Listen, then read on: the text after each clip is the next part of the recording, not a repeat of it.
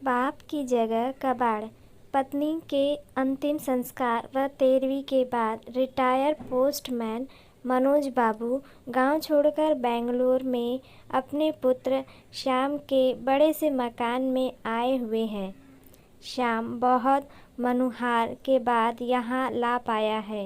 यद्यपि वह पहले भी कई बार प्रयास कर चुका था, किंतु अम्मा ही बाबूजी को यह कहकर रोक देती थी कि कहाँ वहाँ बेटे बहू की ज़िंदगी में दखल देने चलेंगे।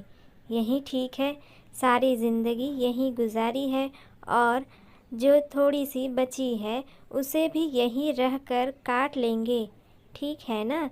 मनोज बाबू का मन हमेशा आने को कहता, लेकिन पत्नी के ऐसा कहना से उनकी इच्छा मर जाती और वो कभी बेटे के पास नहीं। पर इस बार कोई साक्षात अवरोध नहीं था और पत्नी की स्मृतियों में बेटे के स्नेह से अधिक ताकत नहीं थी। इसलिए मनोज बाबू बेंगलुरु आ ही गए हैं। वहाँ अकेले पत्नी के बिना रहना मुश्किल था।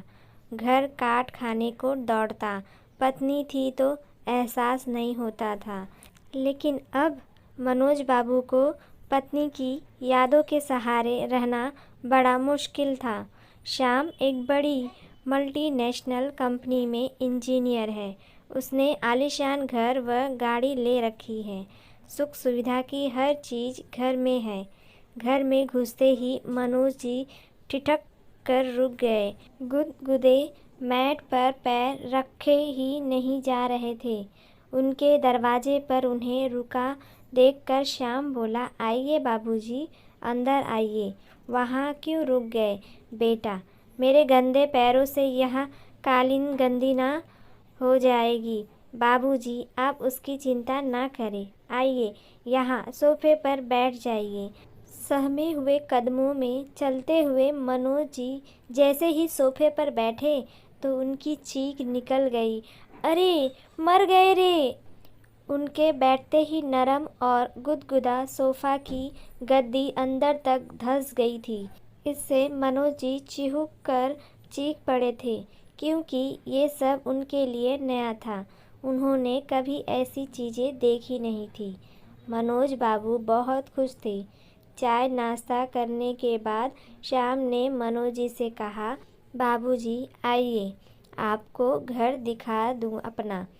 ज़रूर बेटा, चलो बाबूजी, यह है लॉबी जहाँ हम लोग चाय पी रहे थे। यहाँ पर कोई भी मेहमान आता है तो चाय नाश्ता और गपशप होती है। यह डाइनिंग हॉल है, यहाँ पर हम लोग खाना खाते हैं। बाबूजी, यह रसोई है और इसी से जुड़ा हुआ यह भंडार घर है। यहाँ रसोई से संबंधित सामग्री रखी जाती है। यह बच्चों का कमरा है, तो बच्चे क्या अपने माँ बाप के साथ नहीं रहते?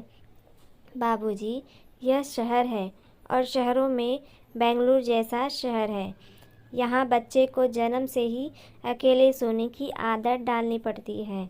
माँ तो बस समय समय पर उसे दूध पिला देती है और उसके शेष कार्य आया आकर जाती है। माँ से कोई मतलब नहीं होता, सब कुछ आया ही करती। ये सुन मनोज बाबू को बड़ा आश्चर्य हुआ कि बेटा यहाँ आकर अपना कल्चर भूल गया, एकदम शहर का होकर रह गया।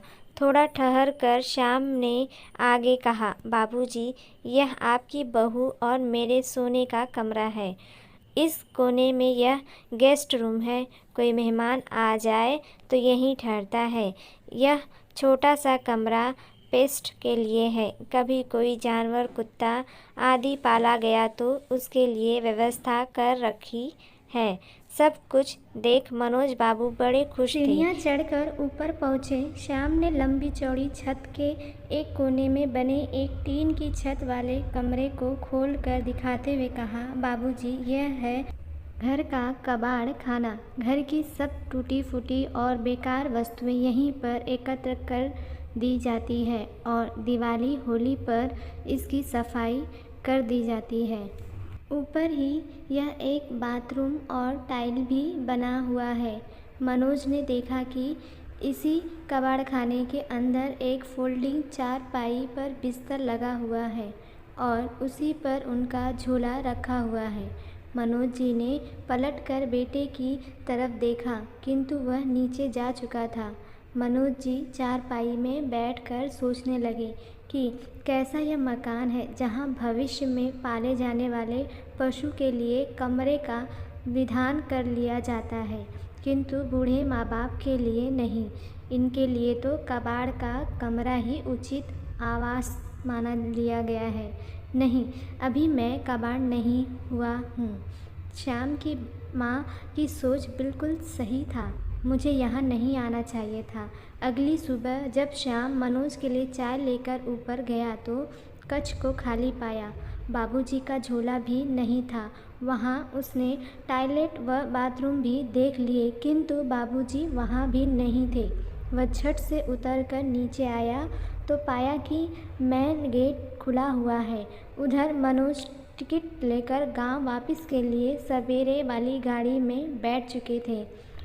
उन्होंने कुर्ते की जेब में हाथ डालकर देखा कि उनके पास घर की चाबी मौजूद थी। उन्होंने उसे कसकर मुट्ठी में पकड़ लिया। चलती हुई गाड़ी में उनके चेहरे को छू रही हवा उनके इस निर्णय को और मजबूत बना रही थी। अभी इतने गिरे दिन नहीं आए कि वो कबाड़ बन जाए और वो अपने घर में अपनी पत्नी की यादों के सहारे ज़िंदगी गुजार लेंगे। मनोज जी क्या सोच कर आए थे और यहाँ उनको क्या मिला? सारी खुशियाँ बस थोड़ी देर की थी। मनोज जी ने सोचा, अपने दम से दम है, अपने खुद को ऐसा बनाना चाहिए कि हमें किसी के सहारे की ज़रूरत ना पड़े, क्योंकि बूढ़े में बेटों के घर में माँ बाप के लिए जगह नहीं होती। तो दोस्तों, आपको ये कहानी कैसी लगी कमेंट बॉक्स में कमेंट करके ज़रूर बताइए। वीडियो अच्छी लगे तो प्लीज़ एक लाइक ज़रूर करिए।